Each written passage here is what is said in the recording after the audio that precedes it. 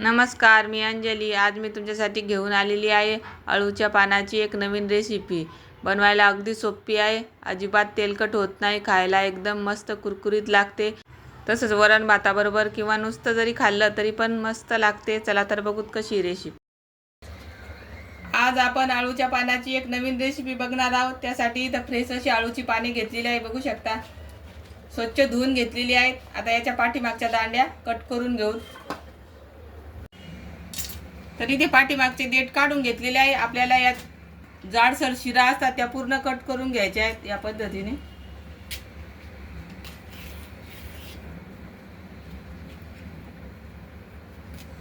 अलगद काढून घ्यायच्या म्हणजे पान फाटणार नाही.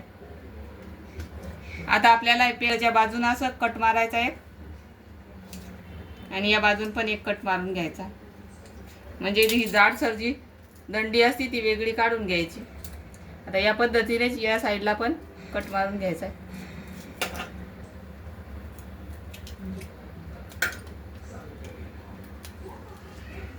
तर बघू शकता इथे या पद्धतीने पान कट केलेलं आहे. आता आपल्याला ज्या आकाराच्या आळू वड्या बनवायच्या त्या आकाराची पाने कट करून घ्यायची. तर इथे मी या पद्धतीने पान कट करून घेतलेलं आहे. आता राहिलेली पाने मी या पद्धतीने कट करून घेते. या टोपामध्ये मी आता 1 ग्लास पाणी घेतलेलं आहे. त्याच्यामध्ये थोडीशी चिंच घालू आणि हे पानं त्याच्यामध्ये 2-3 मिनिटं मुरायला ठेवू.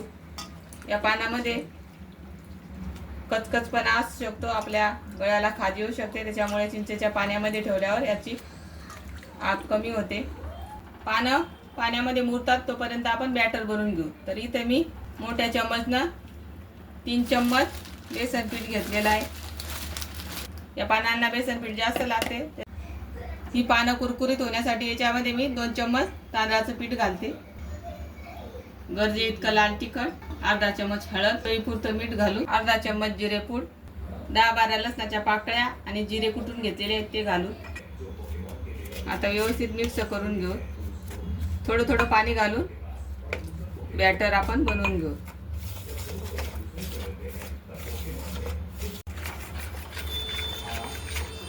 तर इथे या पद्धतीचं बॅटर बनवलेलं आहे, बघू शकता. जास्त पातळ बॅटर नाही बनवायचं, नाही तर पानाला डीप केल्यावर ते लागणार नाही, ओघळून जाईल. तर बघू शकता या पद्धतीचं बॅटर पाहिजे. इथं मी गॅसवर तवा तापायला ठेवलेला आहे. आता याच्यावर तेल घालून घेऊ. तव्याला पूर्ण बाजून तेल पसरून घ्यायचं. अळूचे पानं चिकटणार नाहीत मग. आता आपण हे पानं या बेसन पिठामध्ये डीप करून घेऊ.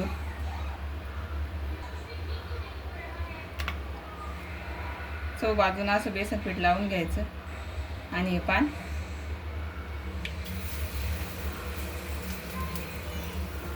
तव्यावर असं फ्राय करायला ठेवायचं. आता परत एक पान आपण फ्राय करायला ठेवू.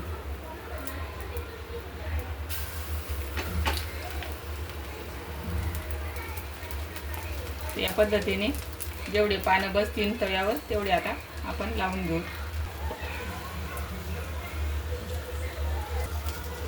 गॅसची फ्लेम मिडियम ठेवायची आणि खरपूस रंगावर आपल्याला हे छान भाजून घ्यायचे आहे. आता थोडं थोडं साईडनं तेल सोडून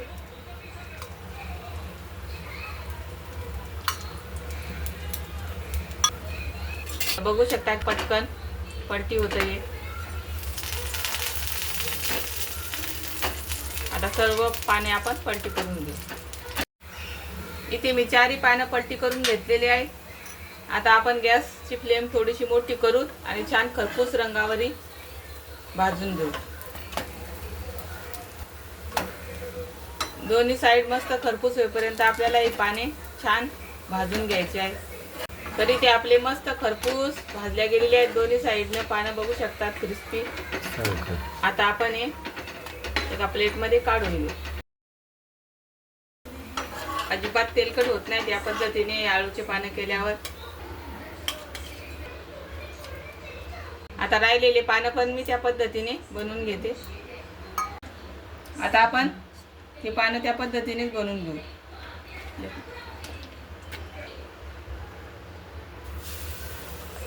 तरी ते आपले सर्व आळूचे पानं तयार झालेले आहेत. गॅस बंद करू आणि सर्व करू. तर तुम्हाला ही माझी आळूच्या पानाची रेसिपी कशी वाटली नक्की कमेंटमध्ये सांगा. आणि माझी रेसिपी आवडली तर लाईक करा, शेअर करा, सबस्क्राईब करा. अजिबात तेलकट नाही होत आणि एकदम मस्त होतात या. तुम्ही या वरण भातासोबत तोंडी लावायला किंवा असंच मुलांना खायला देऊ शकतात. तर कशी वाटली रेसिपी नक्की कमेंटमध्ये सांगा. आवडली असेल तर लाईक, शेअर, सबस्क्राईब करा. धन्यवाद.